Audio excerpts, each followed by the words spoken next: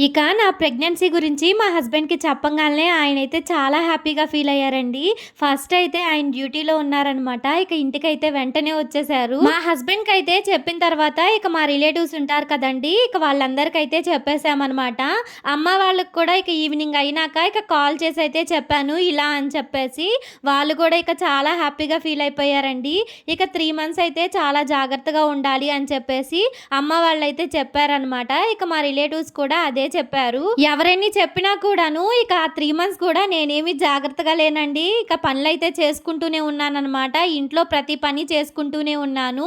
నాకైతే అంత ప్రెషర్‌గా అనిపించలేదు. మా పెద్ద బాబు ప్రెగ్నెన్సీలో అయితే వాడైతే నన్నంత ఇబ్బందయితే అస్సలకి పెట్టలేదండి.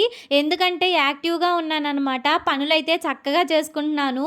ఇక వామిటింగ్స్ అవన్నీ ఉంటాయి కదా! 3 మంత్స్‌లోగా నాకైతే అవన్నీ ఏ సింప్టమ్స్ లేవండి. మరి సింప్టమ్స్ ఏమీ లేకుండా ఎలా చెక్ చేసుకున్నావక్కా అని అడుగుతారా? నాకైతే పీరియడ్స్ ఎప్పుడైనా సరే మంత్లీ వస్తూనే ఉంటాయండి. నాకైతే ఆ మంత్‌లో ఒక 10 డేస్, 15 డేస్ లేట్ అయిందనమాట. అందుకని చెప్పేసి ఇక నాకు తెలిసిన అక్కయితే చెక్ చేసుకోమని చెప్పారు. ఇక చెక్ చేసుకుంటే నాకైతే అలా కన్ఫర్మ్ అయిపోయిందనమాట.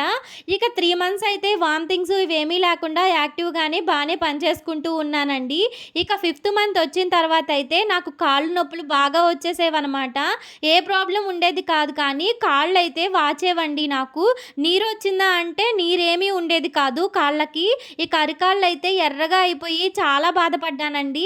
ఇక ఇంట్లో నుంచొని పని చేసుకోవాలన్నా, అటు ఇటు తిరగాలన్నా చాలా ఇబ్బందిగా అనిపిచ్చేది. ఇక అలాగే ఎలాగోటగా చేసుకుంటూ ఉండేదాన్ననమాట. నేనైతే ఇక నా ఫస్ట్ ప్రెగ్నెన్సీలో మిస్టేక్ ఏం చేశానంటే ఇక ఫ్రూట్స్ కానీ, ఫుడ్ గానీ ఎక్కువగా తీసుకోలేదండి.